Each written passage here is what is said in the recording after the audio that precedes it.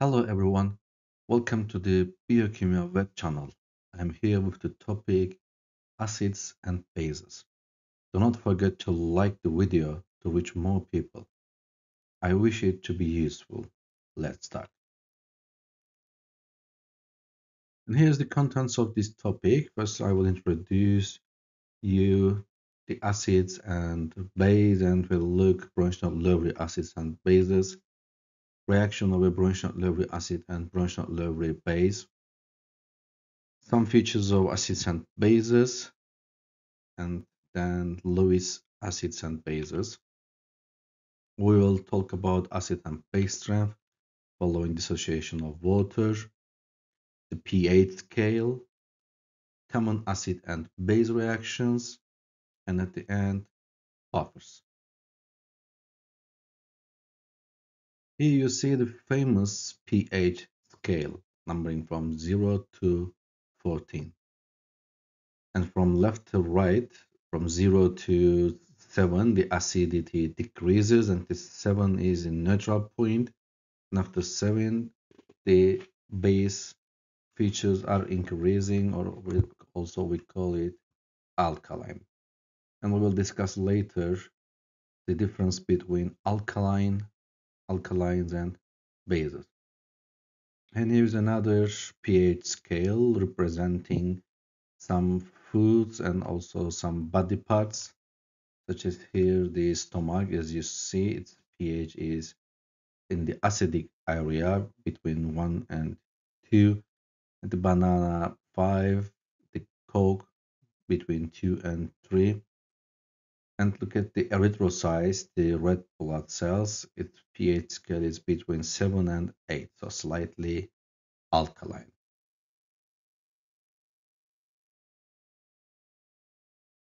Let's start introduction of acids and bases.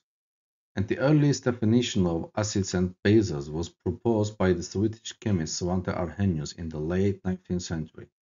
According to Arrhenius, an acid contains a hydrogen atom and dissolves in water to form a hydrogen ion,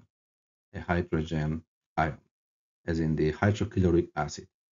A base contains a hydroxide and dissolves in water to form hydroxide anions, as in the sodium hydroxide. But hydrogen is not found freely in water, and hydrogen has an intense positive charge, reacts rapidly with a water molecule to form hydronium cation. So this is the form of hydrogen in the water, in other words. We always say hydrogen concentration regarding the pH level, but actually we mean hydronium. Or we can say, in the perspective of hydrogen, you can know me hydrogen, you know me hydrogen, but in real, I am hydronium. So, moreover, a few compounds do not contain the hydroxide anion, but still exhibit the characteristic properties of base, and the perfect examples are the ammonia and the salt sodium carbonate. So, look at these two molecules, they don't carry hydroxide, but still they are base. So this means, or they show the base character, or in truth it is base. So this means we need an additional theory, or an additional definition, or more or another definition which can cover all acids and bases. And Brønsted Lowry, Johannes Nicholas Brønsted and Thomas Martin Lowry, the Danish physical chemist, the Brønsted, and the British physical chemist, the Lowry. And the general definition of acids and bases proposed by these scientists in the early 20th century, and it is widely used today. In the Brønsted-Lowry definition, acids and bases are classified according to whether they can donate or accept a proton. So this is the point that this definition focuses on: donating a proton or accepting a proton. which will mean a positively charged hydrogen ion. So this is the proton. But later, another scientist, an American chemist, Lewis, widened this definition. Lewis acids and bases. Both definitions actually overlap. Brønsted says the proton donor actually accepts electrons according to Lewis. So in the definition of acids, especially for Brønsted Lowry acids, in short the BLA, Brønsted Lowry acid, it is donate proton. In the Lewis acid, which focus on the electrons or more general definition, to be a Lewis acid, it must accept electrons. So donating proton, accepting electron. For a Brønsted-Lowry base, to be a Brønsted-Lowry base, the matter can accept a proton, must accept a proton. Otherwise, in the Lewis base, it donates electron. So the Lewis base donates electrons. Accept proton, donates electron.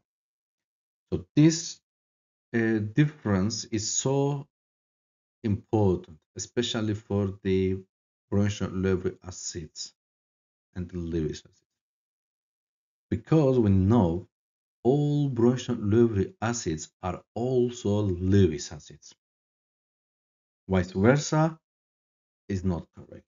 This means all Lewis acids are not Brønsted-Lowry acids, because to be a Brønsted-Lowry acid and Brønsted-Lowry base, the matter must carry hydrogen, proton. But look at this example, the boron 3 fluoride or aluminium 3 chloride. Look at these elements or the molecules. So they don't carry hydrogen. This means they are not Brønsted-Lowry acids, but they can accept electrons, which makes them Lewis acids. So this is a good example to explain why all Lewis acids are not Brønsted-Lowry acids. Let's focus on Brønsted-Lowry acid and bases more. So according to Brønsted-Lowry, a Brønsted-Lowry acid is a proton donor, a Brønsted-Lowry base is a proton acceptor. And then here the example is, look at the reaction, hydrochloric acid react with water, and the products are hydronium cation and the chlorine anion. And here the Brønsted-Lowry acid is the hydrochloric acid because it donates its hydrogen to the water, and the water accepts hydrogen. This makes water Brønsted-Lowry base, and the resultant products are the hydronium cation and chlorine anion. Another example, the reaction of hydrochloric acid with the liquid water, which forms the hydrochloric acid. So the gas hydrochloric hydrogen chloride reacts with the liquid water to form hydrochloric acid. And although hydrogen chloride is a covalent molecule and a gas at room temperature, when it dissolves in water, it reacts to form hydronium cations and chlorine anion. And this aqueous solution of hydrogen chloride is called hydrochloric acid.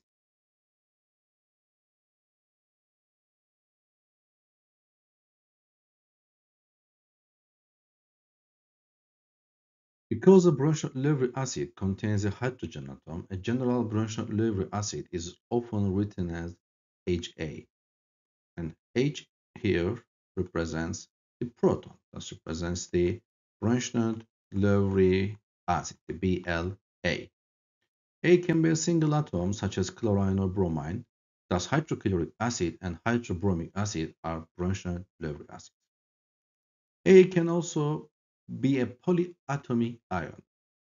Sulfuric acid and nitric acid are Brønsted Lowry acids as well. And here, the sulfate group represents the A, and the nitrate group here it represents the A. As examples for polyatomic ions in chlorine bromine, single atom. Carboxylic acids are a group of Brønsted Lowry acids that contain the atoms carbon, double oxygen, and hydrogen, or COOH, arranged so that the carbon atom is doubly bonded to one oxygen atom and a single bonded to another. And let's look at the structure. We have an organic structure carrying the carboxylic acid functional group, which the carbon attached to one of the oxygen with double bond, which makes the carbonyl group, and a single bond to an OH, a hydroxide group. But in total, this is carboxylic acid.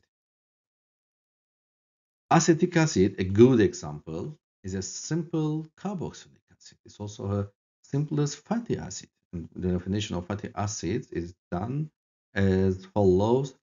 The fatty acids are the monocarboxylic hydrocarbons.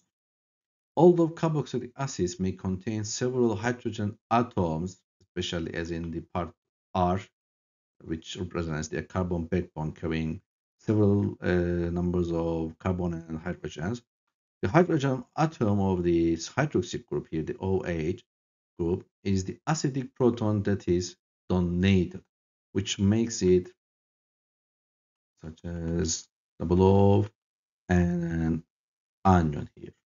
This is the donated version, which donates the proton to the aqueous solution. So, the carboxylic acids are Brønsted Lowry acids.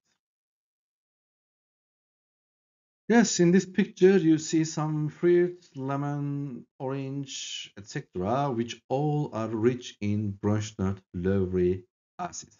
And the Brønsted Lowry acid may be a neutral molecule or contain a net positive or negative charge, as in the hydronium ion, for example, as in the hydronium cation, it carries a charge, and this is a Brønsted Lowry acid which donates one hydrogen. Or as in the hydrochloric acid, it's neutral. So don't forget. And Brønsted Lowry acid may be a neutral molecule or contain a charge, either positive or negative charge. We did an example for an acid, for a Brønsted Lowry acid reaction.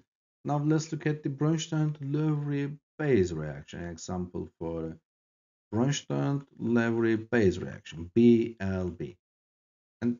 And as a kind of remind for you, a Brønsted Lowry base is a proton acceptor. And as such, it must be able to form a bond to a proton, because a proton has no electrons. A base must contain a lone pair of electrons that can be donated to form a new bond. So here the reaction, the ammonia reacts with water, and there is also two-directional, this is a two-directional reaction, but not occurs equally. We will discuss later. Just focus on the reaction which follows the right direction. So the reactants are ammonia and water, and the products are ammonium cation and the hydroxide anion. So here the ammonia is the BLB, the Brønsted Lowry base. And when we look at this part, as you see, the ammonia accepts protons from water, which makes water the Brønsted Lowry. Remember the example with hydrochloric acid, and in that reaction, water is Brønsted Lowry base. So that's the interesting feature of water, and a significant feature of water for life, because water can act both as the Brønsted Lowry acid and the Brønsted Lowry base. So continue. And so the proton acception from the water converts ammonia to ammonium ion and converts water to hydroxide anion. This is why the ammonia is Brønsted Lowry acid, because it contains a nitrogen atom with a lone pair electron. So there must be a lone pair electron to accept proton to form a bond between a proton. Also, this definition captures the Lewis bases. So we can say the Lewis bases and Brønsted Lowry bases are same, or all are also Lewis bases. So when ammonia is dissolved in water, its nitrogen atom accepts a proton from water, forming an ammonium cation and hydroxide. On the other hand, this is an equilibrium reaction. Considering the left-hand reaction, the ammonium cation is a proton donor and then hydroxide anion is a proton acceptor, which makes the ammonium cation an acid. This will be an acid, the Brønsted Lowry acid, and this will be the Brønsted Lowry base.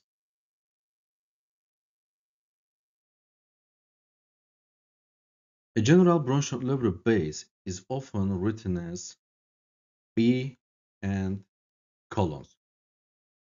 A base may be neutral or more commonly have a net negative charge, as in the hydroxide is the most common Brønsted Lowry base. So there's a negative charge in hydroxide. So to emphasize that the base must contain a lone pair of electrons to bond to a proton, we use colon in writing a base or representing a Brønsted Lowry base. The source of hydroxide anions can be a variety of metal salts, including sodium hydroxide, potassium hydroxide, and the others. Ammonia and water are both Brønsted Lowry bases because each contains an atom with a lone pair of electrons, as in the nitrogen and also in the oxygen. Yes, here are some examples I told in the previous slide. A clear representation of hydroxide groups in sodium hydroxide, potassium, calcium hydroxide, and magnesium hydroxide, and in ammonia, the free electrons, and in water also free lone pairs. Many consumers products contain Brønsted Lowry bases. Calcium carbonate, such as a base, is the active ingredient in the antacid hydrolytes. Household cleaners contain ammonia dissolved in water, forming ammonium cations and hydroxide anions. Drain cleaners contain pellets of solid sodium hydroxide, which form sodium cations and hydroxide anions when mixed with water. The reaction of a Brønsted Lowry acid with Brønsted Lowry base. The Brønsted Lowry acid donates a proton to the Brønsted Lowry base, which accepts it.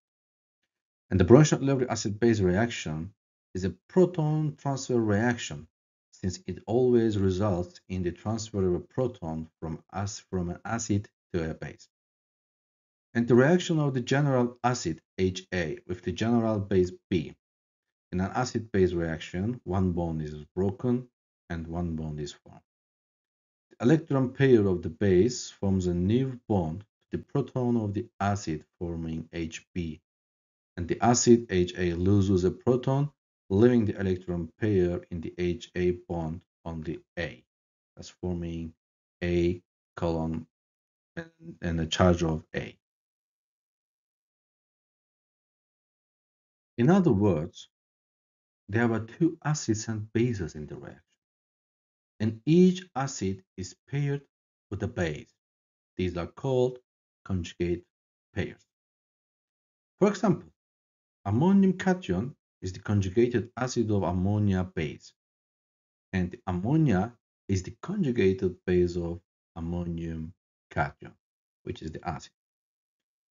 And here, a reaction between ammonia and water,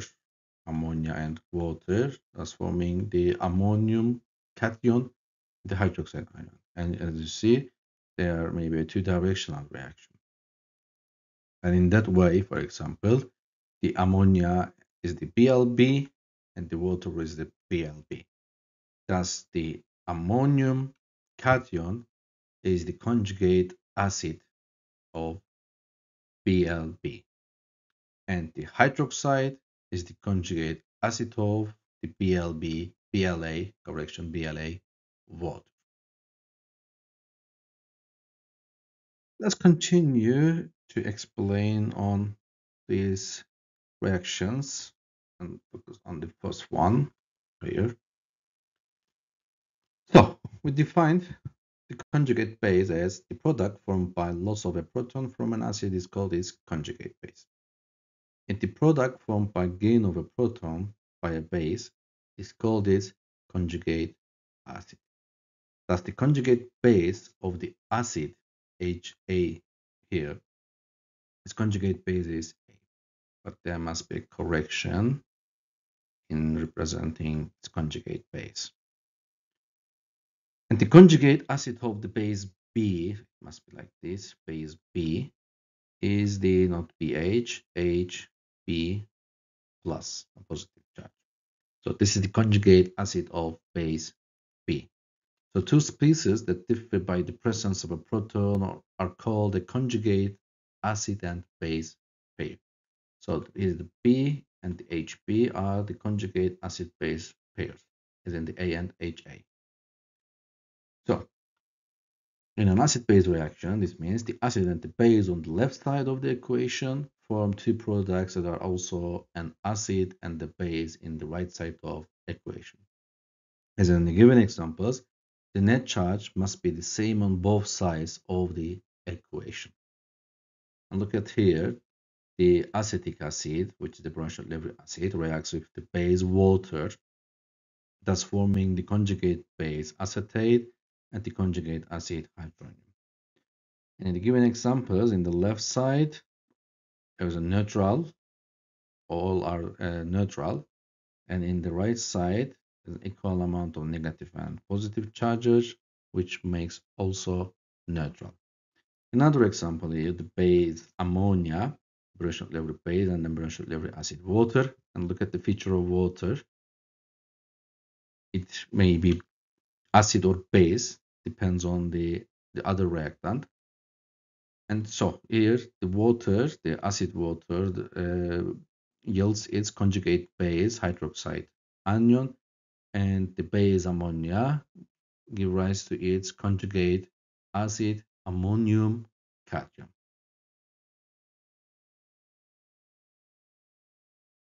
Let's look at some basic properties of acids and bases. The common properties of acids are they have hydrogen ions in their structure. When combined with active metals, they give hydrogen gas. They turn the blue litmus to the red, as in the picture here. They dilute solutions taste sour.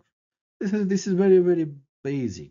And don't forget to talk about the hydrogen. We have to talk about the Brønsted acids. The common properties of bases, they have hydroxide ion in their structure in general, the common one. But don't forget, there are also bases not carrying hydroxide, as in the ammonia. When combined with acids, they form salts, and they turn red litmus to blue, as seen here, and the dilute solutions taste bitter.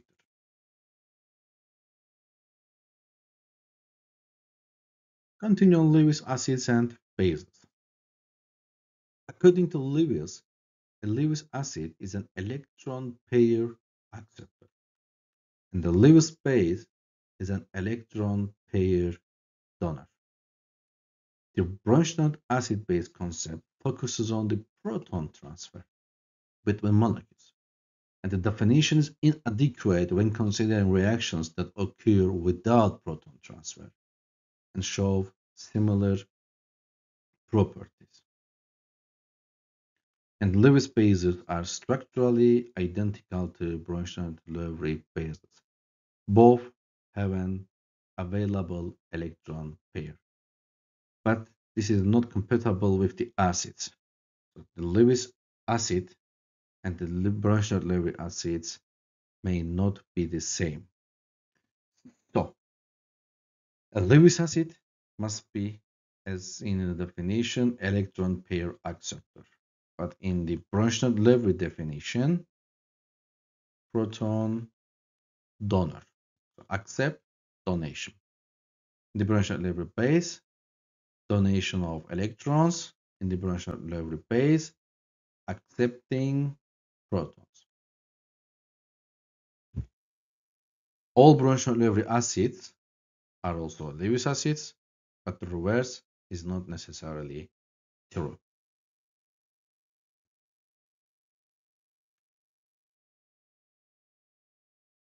And the common examples of Lewis acids, which are not Brønsted Lowry acids, include boron 3 fluoride and aluminum 3 chloride. In a Lewis acid-base reaction, a Lewis base donates an electron pair to a Lewis acid. A Lewis acid is also called an electrophile. An electrophile is a reagent attracted to electrons, as they are Lewis acids. Most electrophiles are positively charged. When a Lewis base reacts with an electrophile other than a proton, the Lewis base is also called a nucleophile. A nucleophile is a chemical species that donates an electron pair to an electrophile. And thus, nucleophiles donate electrons. Thereby, definition, Lewis bases.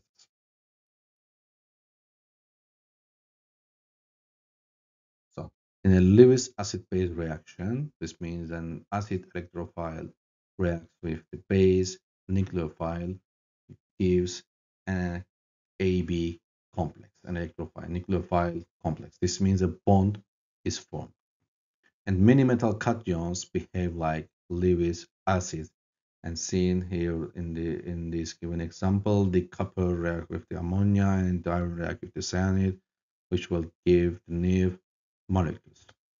Or here a reaction between an electrophile, here the Lewis acid reacts with the Lewis base, a nucleophile which attract the electrons, forming a new bond, also seen here in this example. Lewis acid aluminum trichloride and reacts with the methyl chloride, and a bond occurred between aluminum and chloride. Here a new bond is formed. So to be a Lewis acid or to be an electrophile, the electrons are accepted, and Lewis base electrons are donated to form a bond.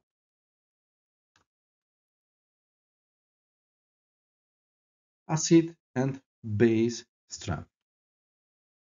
When a covalent acid dissolves in water, proton transfer forms hydronium cation and an anion. The splitting apart of a covalent molecule of an ionic compound into individual ions is called dissociation. Acids differ in their tendency to donate a proton. These acids differ in the extent to which they dissociate in water. So we can define the acid strength as the tendency of an acid to donate a proton. So the greater tendency makes the acid more strength or stronger. The more readily a compound donates a proton, the stronger the acid. So it's about the dissociation rate. Thus, they tend to give the ions, which makes that kind of solutions are also electrolyzed. And also, similar definition is an electrolyte. So, dissociation or the ionization level of an electrolyte, remember the initial topics, makes the electrolyte strong electrolyte, and lesser ionization makes the weaker electrolytes. This is almost same with the acid. The highest dissociation or the higher dissociation will create the higher acidity or acidity, lesser acidity.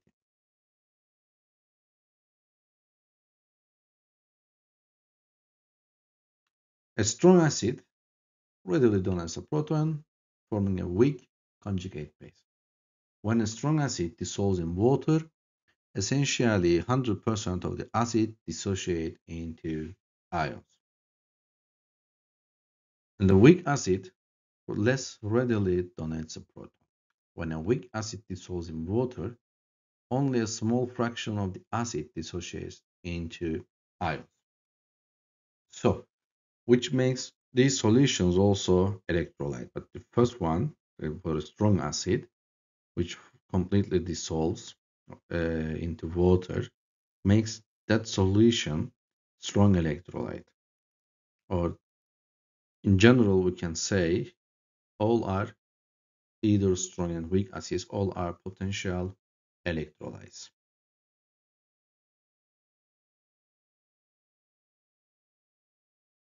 Acidity is measured by an equilibrium constant. When a bronchionoid acid HA is dissolved in water, an acid-base reaction occurs, as we did in the previous slides. We talk about the water, whether it can be a bronchionoid acid or bronchionoid base. So, when an acid and base reaction occurs, and an equilibrium constant KEQ can be written for the reaction. The concentration of the solvent water is essentially constant. Thus, the equation can be rearranged and the new equilibrium constant called the acidity constant Ka can be defined. So the stronger the acid, the further the equilibrium lies to the right and the larger the Ka. Thus, we have a formula, the pK equals negative log of Ka. So the larger the Ka makes the pKa smaller, which makes the acid more stronger. And the P here represents, some says, the power. Remember from the pH scale, which we will talk about in a short while. And here there are some different approaches or different opinions about the P, what is referring. But here we can say power or potential.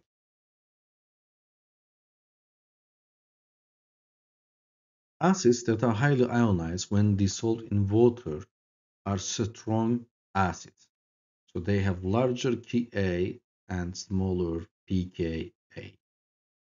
Acids that are only slightly ionized when dissolved in water are weak acids.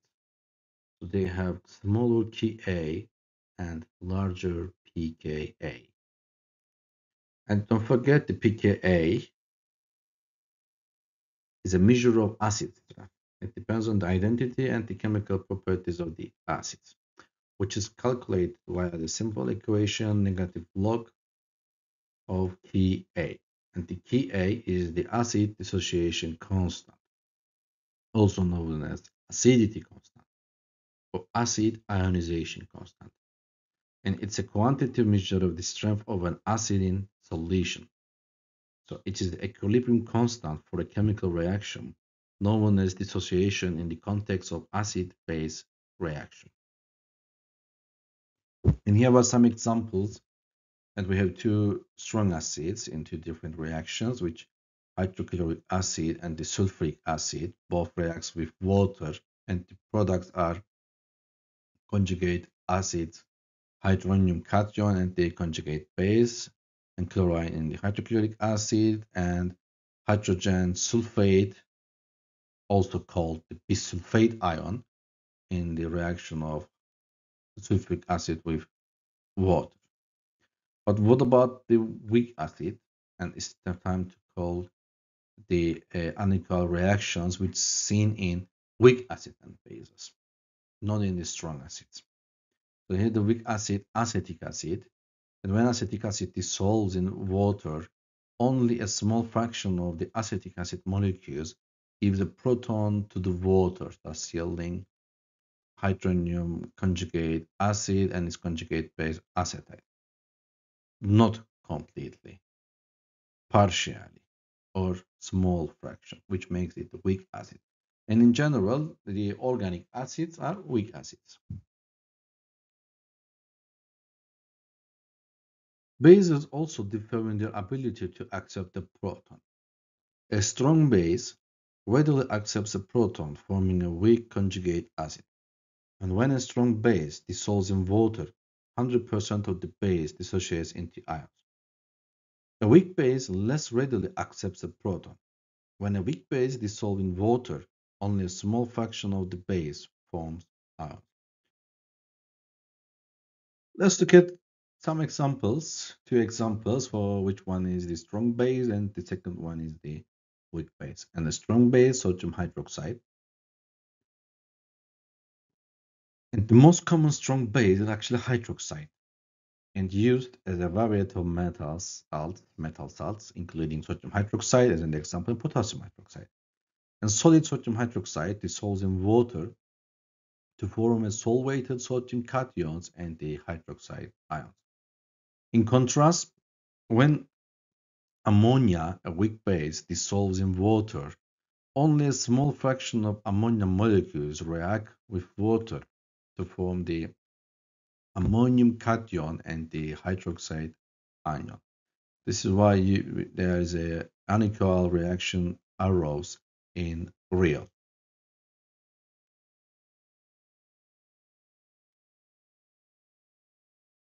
An inverse relationship exists between acid and base strength. A strong acid readily donates a proton, forming a weak conjugate base. A strong base readily accepts a proton, forming a weak conjugate base.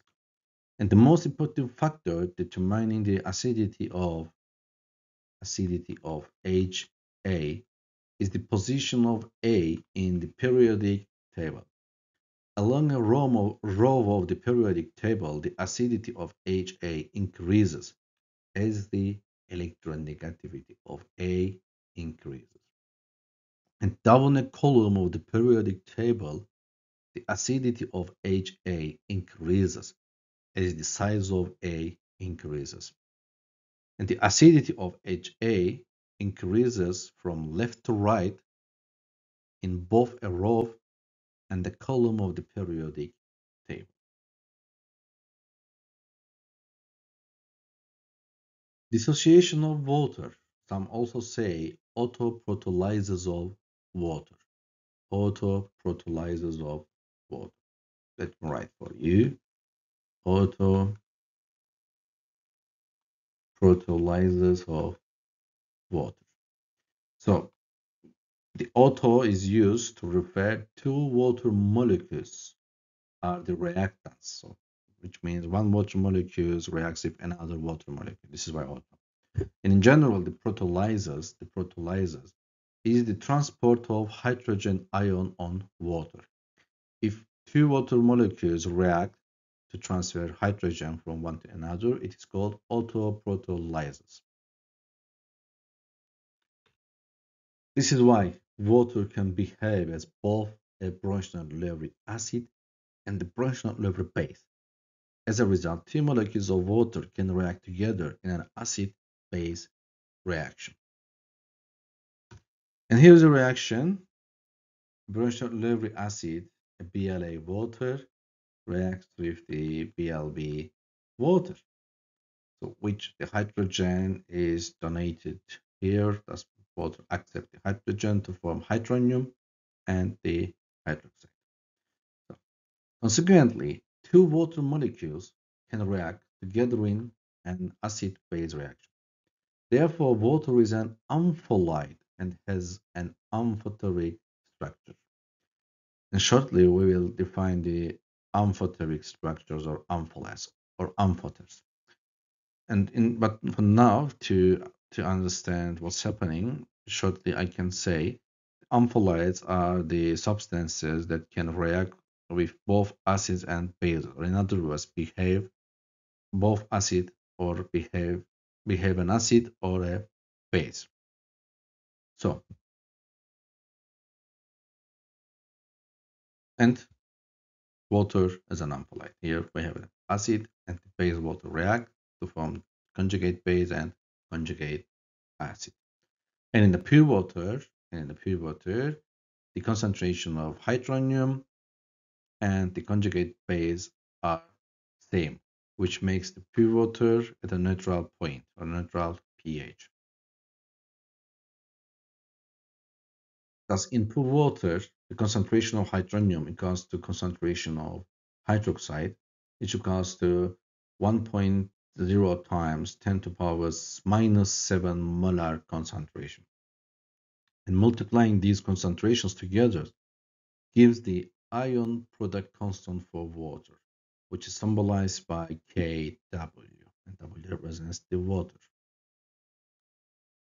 So this is the formula. The ion product constant of water equals hydronium ion concentration times hydroxide ion concentration.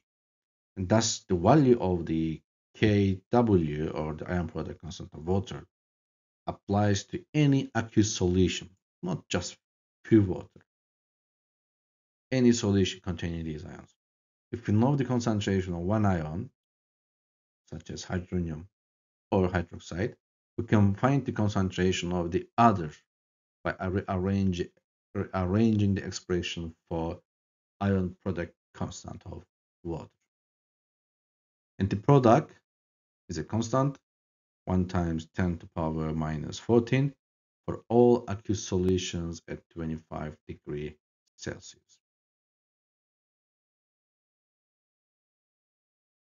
In pure water and any solution that has an equal concentration of hydronium and hydroxide ions is said to be neutral. Other solutions are classified as acidic or basic, depending on which ion is present in a higher concentration. In an acidic solution, the concentration of the acid hydronium is greater than the concentration of the base hydroxide. Thus, the hydronium ion concentration is greater than the 1 times 10 to the power minus 7 molar concentration. In a basic solution, the concentration of the base hydroxide is greater than the concentration of the acid hydronium. Thus, the concentration of hydroxide is greater than 1 times 10 to the power 7 minus molar concentration. Now it's time to talk about the pH scale. We did the definition of acid and base, reactions, acid-base strength, etc. And knowing the hydronium ion concentration is necessary in many different instances. The blood must have a hydronium ion concentration in a very narrow range for an individual's good health. Since values for hydronium ion concentration are very small, look at the numbers, 1 times 10 to the power 7. Look at the numbers, very, very small molar concentration. Actually, it's 1, 2, 3, 4, 5, 7. This means 0.0000001 molar concentration. Extremely small numbers. So this is why we need another approach to evaluate, to assess, or to make it better understandable. And thus we use the pH scale to report hydronium ion concentration. And the formula is pH equals negative log hydronium ion concentration. And the pH of a solution is a number generally between 0 and 14, and defined in terms of logarithm of the hydronium ion concentration, as I wrote here. So, a good question, an interesting question. What P in this scale or in this term refers? And P refers, some say power of hydrogen, some say potential of hydrogen, and some say percentage of hydrogen. No one really knows. That's interesting. And it depends a little bit on who you ask. But let me give you some brief information about the history of the pH. And pH scale was devised by the Danish chemist Søren Peder Lowry Sørensen at the Carlsberg Laboratory in 1909 and later modified to its modern form in 1924. And as that publication notes, especially in 1924, published in the Materials Today journal, what the P stands for depends on who you ask. The Carlsberg Foundation itself says pH means power of hydrogen. However, German chemists says it stands for potens, also meaning power. Where the French say it is their word of power, puissance. And in ancient Romans or in the Roman Latin language, it also refers pondus hydrogeni, meaning the quantity of hydrogen, or perhaps potentia hydrogeni, capacity of hydrogen. And the Brits would say it's nothing more complicated than potential hydrogen. And another theory is that the P is short for log, because the pH scale, as a Wikipedia note, is logarithmic and inversely indicates the concentration of hydrogen ions in the solution. And to settle this debate, Michel Frank, a professor of chemistry at Bryn Mawr College, dug up Sorensen's original papers to look for an explanation. And in 2010, she published her findings in Nature magazine. And most likely, the P is just a label that Sorensen used in his experiment. And therefore, it stands for nothing at all.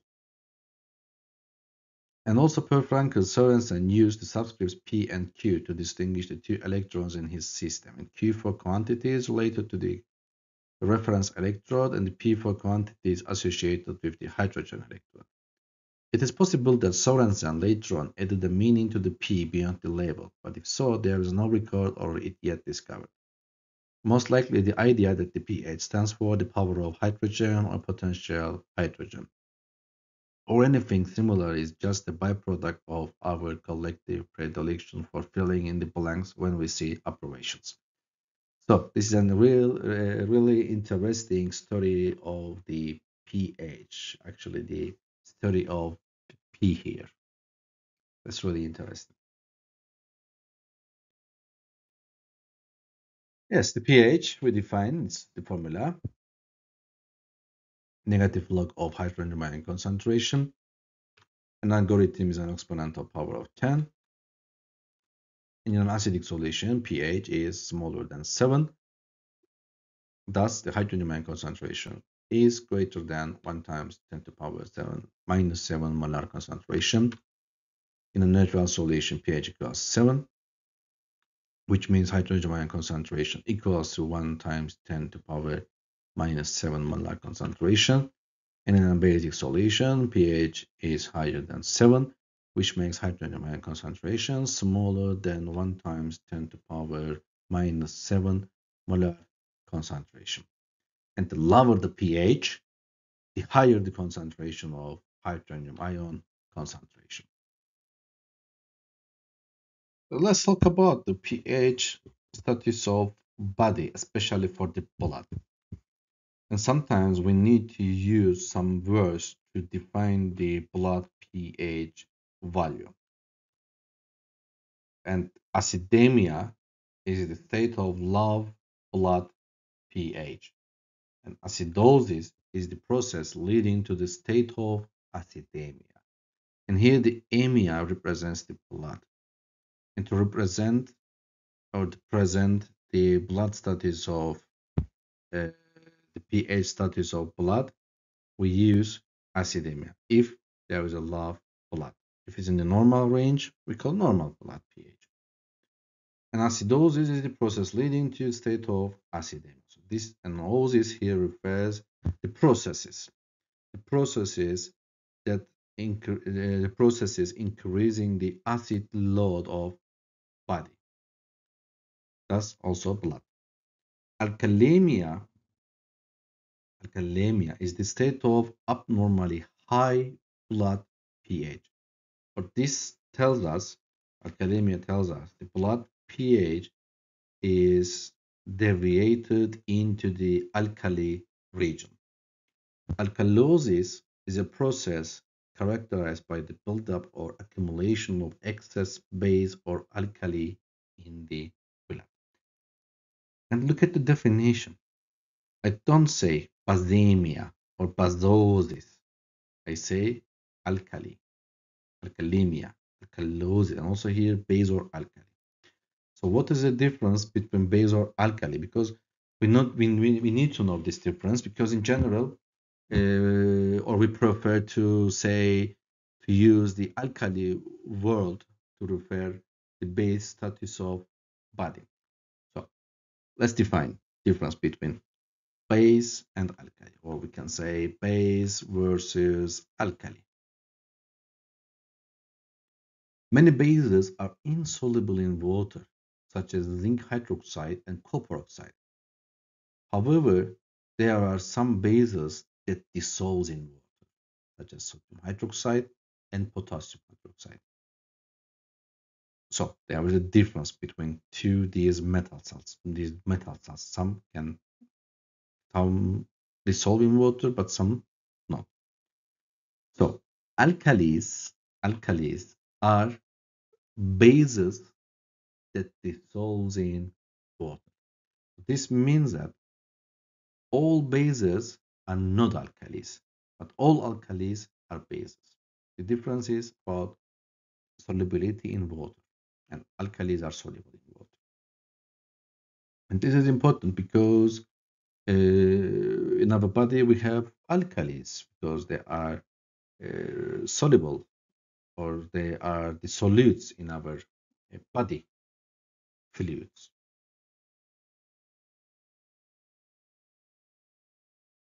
pH is important for the body because it plays a critical role in maintaining the proper functioning of various physiological processes.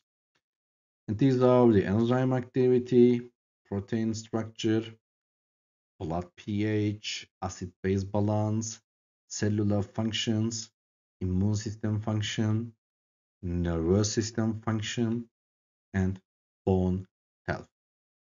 So let me give you some more explanations about these processes, such as the enzyme activity. So enzymes are biological molecules that catalyze chemical reactions. They speed up the chemical reactions.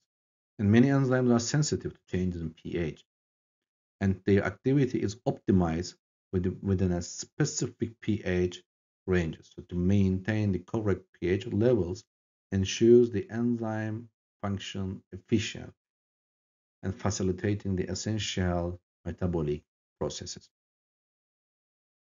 And the protein structure, the second one, the protein structure. Proteins, which are fundamental to the structure and function of cells, are sensitive to pH changes. And extreme pH levels can disrupt the protein structure and function. And we call it the naturation, or the loss of its natural structure. Thus, maintaining the pH helps the proteins to maintain their 3D structures or molecular structures. Thus, they can perform their roles in various cellular processes. And what about the blood pH? And the blood pH is tightly regulated because even slight deviations from the normal range can have serious health consequences. The body uses a combination of bicarbonate ions and the respiratory system and the extraction of hydrogen ions by the kidneys to keep blood pH within the narrow range required for proper cellular function. And also it relates with the acid-base balance. To keep the acid and base load in balance is crucial for overall health. And as I said before, the body generates acids as metabolic byproducts, and it needs to be neutralized and eliminate these acids to prevent acidosis or alkalosis. And also, any food content can contain acids and bases, and a body must also overcome for acid and base loss, either from metabolic processes or food intakes. And yes, the cellular functions, also for each individual cells, the pH must be in a specific range to ensure all metabolic reactions, including ATP synthesis, DNA replication, and also the functioning of the cell membrane. So any deviations can disrupt these processes. And the immune system, as you see here, the immune system functions optimally as in the other features, as well as in the other processes with a narrow or with a certain pH range. And so the proper pH levels help immune cells function effectively in defending the body against infections and diseases. And similarly, in nervous system function, the pH levels affect the nerve cells, and abnormal levels can disrupt nerve signaling and contribute to neurological processes.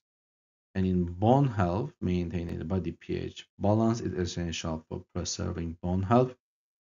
And chronic, such as the increase in acid load due to metabolic events, can lead to the leaching of calcium from bones and potentially increasing the risk of osteoporosis. In summary, pH is crucial for the body because it ensures the proper function of enzymes, proteins, various cellular processes, and so the overall health and balance of the body system.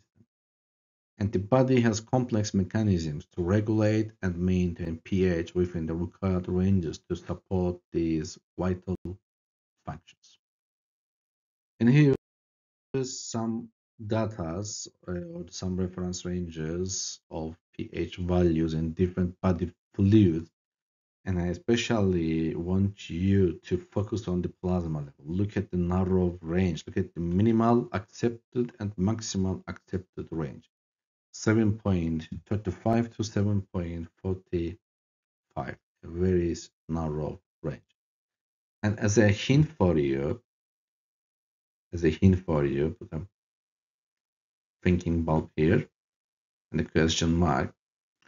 For any biological parameter that we use to assess the body or to assess the systems of organism, or to make to decide whether there is an abnormal or a normal situation, we compare the results with the known reference ranges or the normal levels.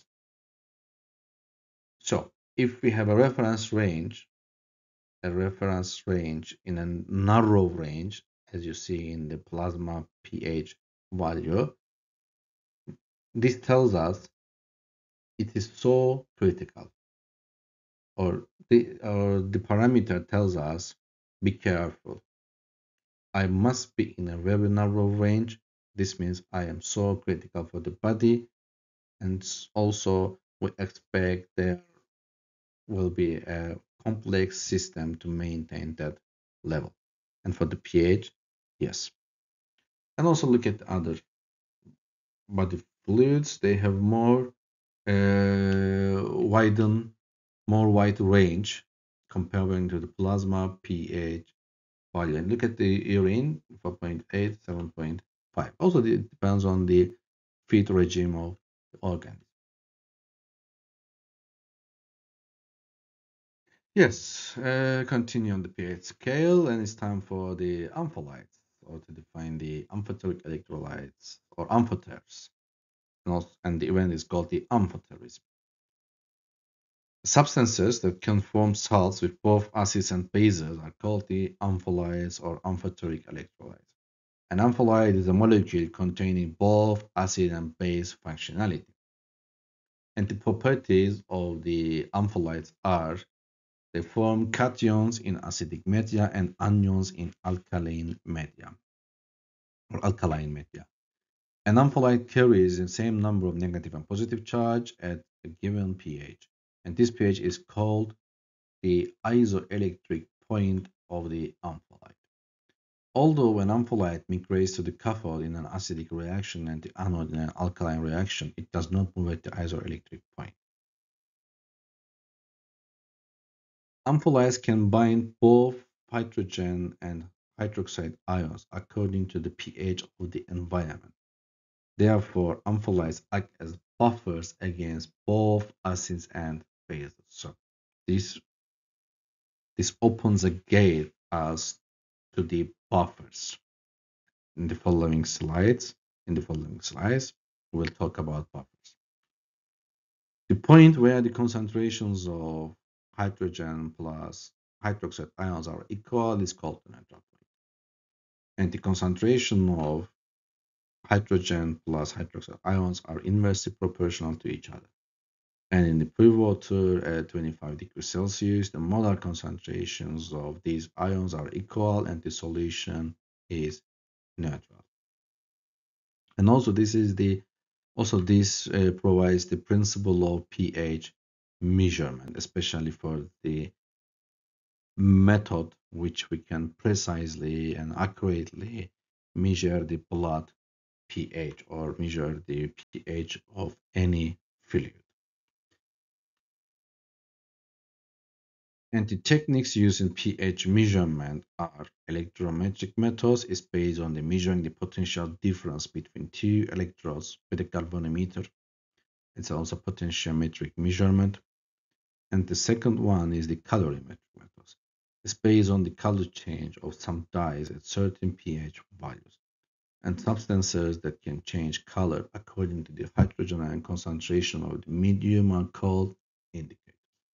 And here is a picture of an electrometric picture of the pH meter based on electrometric method of potentiometric measurement, which we can measure the decimal numbers, such as 7.58 or 7.35. Calorimetric methods are not able to provide us these exact quantitative data. Complex organic compounds that change color depending on the pH of the solution are called indicators. Such solutions are used to determine the endpoint of the titration. Indicators can be divided into acid-base, redox, and precipitation indicators. The point where the indicator changes color is called the endpoint. So the addition of an indicator to the analyzed solution helps us to visually spot the equivalence point in an acid-base titration. Endpoint refers to the point at which the indicator changes color in an acid-base titration. In this table, you see some indicators, the pH range and the color change. So, acid-base indicators are weak acids or weak bases. They are usually indicated with the indicator symbol HIN indicator. If the dissociation reactions of these indicators are written, for example, the methyl red is red in the form of HIM, and yellow in the form of IN negative charge within the pH range. And also we can use test papers which they have indicators as in the litmus, blue for base, and red for acid. And using litmus paper only provides to determine whether the solution is acid or base. We cannot assess or measure the point, the pH value, the exact pH value. And now there were pH test papers in the market, commonly used nowadays, as you see here, a part of label, pH test paper, which tests, there are various numbers of test papers, and there is a pet over the paper, and which include different indicators in each pet.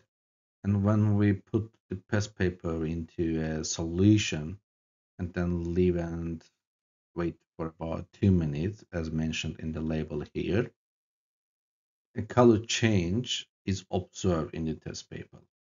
And then the color change is matched with the given scale in the label or in the instructions of the test papers. And the match area is set to be, for example, here, if there's a color change in similar to these pets, and we say the pH is the 6. But this is an estimated or the approximate value, not a definite value. The definite value to say is, for example, on the precise and also to get the decimals, such as 7.35, we have to use potentiometric technique. Another pH scale and some examples, and look at the foods here: milk, tomato, strawberry, and the lemon. So they are in the acidic region. So to consume that kind of foods will increase the acid load of the body. Common acid-base reactions. The reaction of a Brønsted Lowry acid with the metal salt of hydroxide base is an example of a neutralization reaction, an acid-base reaction that produces a salt and water as product. In other words, the reaction of an acid and a base is called neutralization. And equal volumes of acids and bases with the same normality or the same equivalent concentration react with each other, and they are used in titration of acids and bases. And it's a good example in the figure.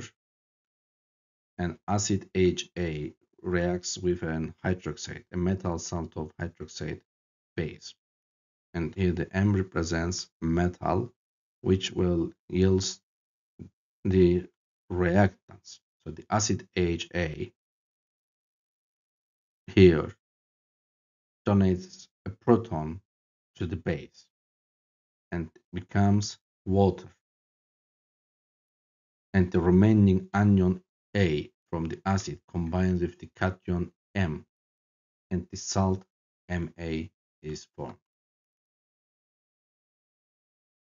And here the reaction between hydrochloric acid and sodium hydroxide is a classic example of an acid-base neutralization reaction. And here the reaction. Whether these two substances come together, a reaction occurs in which they will form water and the salt, sodium chloride. In this case, the salt form is sodium chloride.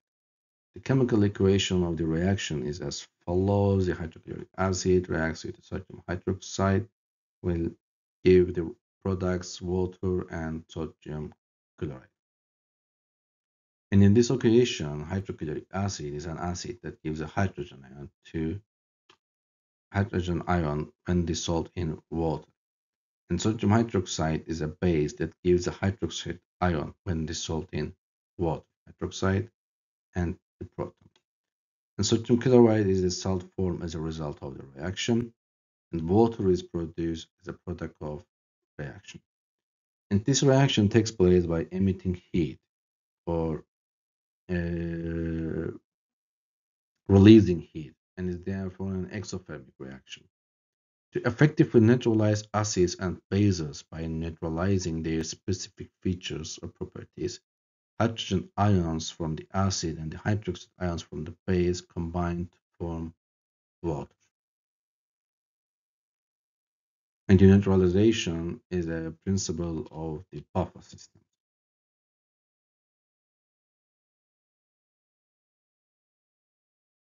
And it's time for buffers.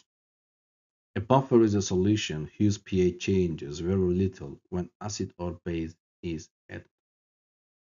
It can neutralize small amounts of added acids or base, thus keeping the pH of the solution relatively constant. This is significant for processes and or reactions that require specific and stable pH changes. Most buffers are solutions composed of approximately equal amounts of a weak acid and the salt of its conjugate base. Thus, we also call buffer systems. The buffer systems are the mixtures containing equal amounts of a weak acid, which is the proton donor, and its conjugate base, which is the proton acceptor. These are the buffer systems. And the buffer systems are aqueous systems that tend to resist pH changes when small amounts of acid or base are added. And the weak acid of the buffer reacts with the added base, and the conjugate base of the buffer reacts with the added acid. The normal blood pH of a healthy individual is in the range of 7.35 to 7.45. And in parentheses, don't forget to be aware of that there may be variations in different species. But the one that's not changed is the very narrow change in the slight alkali range. A pH above or below this range is generally indicative of an imbalance in respiratory or metabolic processes. The body can maintain a very stable pH because blood and other tissues are buffered. This is only possible if the buffer systems in the body and certain prominent organ systems work together in harmony. And so the question is, what are the buffers? Or how body compensate any changes in acid or base load. So in tissue level, respiration and renal mechanisms are so important. In the chemical level, we have the chemical buffers such as bicarbonate, carbonic acid, phosphate, phosphoric acid, and protein buffer in plasma, and also similar in other tissues, but as a distinct feature in every oocytes, hemoglobinate, hemoglobin, or oxyhemoglobinate, and oxyhemoglobin also the buffer.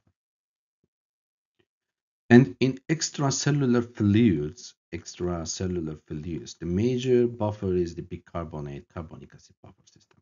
But in short, we just say bicarb buffer system or bicarbonate buffer system. Because the favor embodied in the many metabolic processes generates acid. So the acid load is favored in body. This is why the base component of the buffers are higher than the acid component. And in naming of bases, we prefer to refer only the base component of the buffer, such as the bicarb or the phosphate buffer, which the phosphate buffer is the major buffer in intracellular fluid.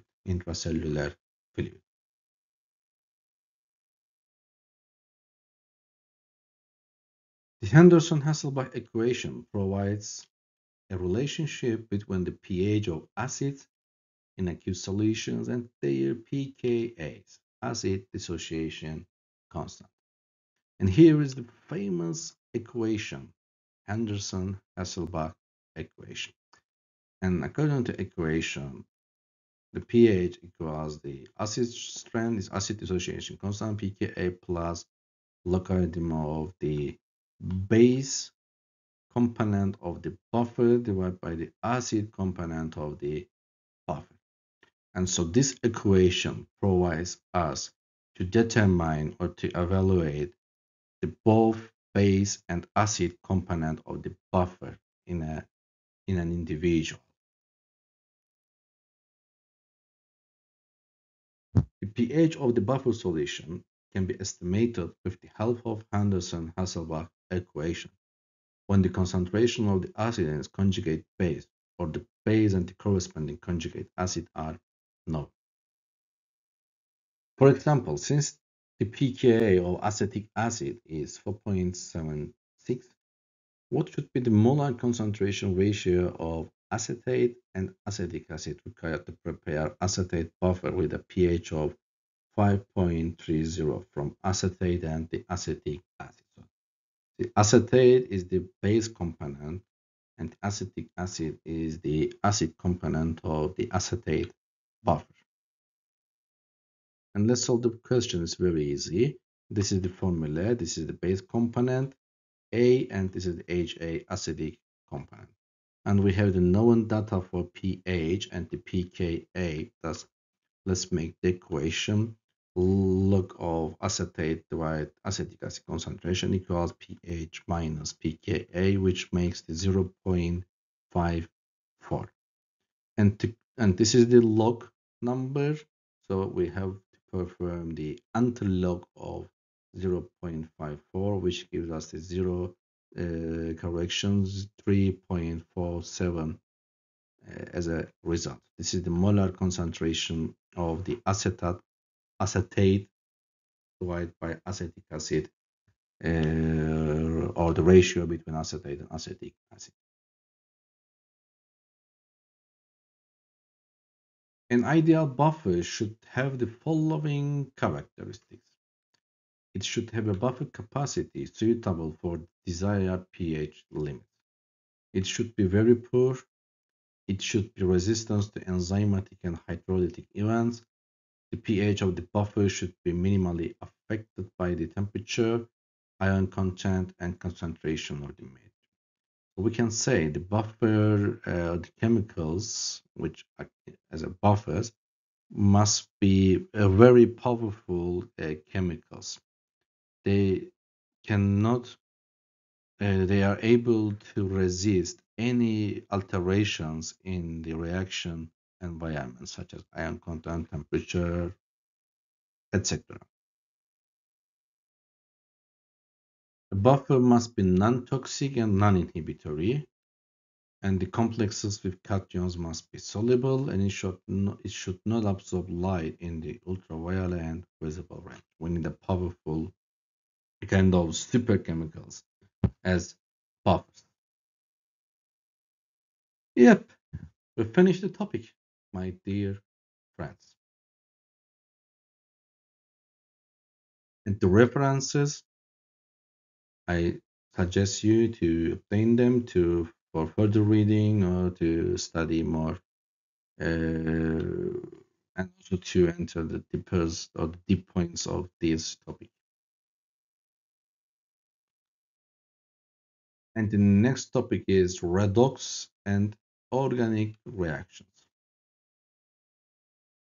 You can visit my website, biochemia.vet, to read more on biochemistry, clinical biochemistry, and about the laboratory world. And also you can follow my Instagram account, BiochemistryVET, to get up-to-date informations. And don't forget to subscribe, click on thumbs up, and open notifications for further news. See you in our next topic. Goodbye, stay safe.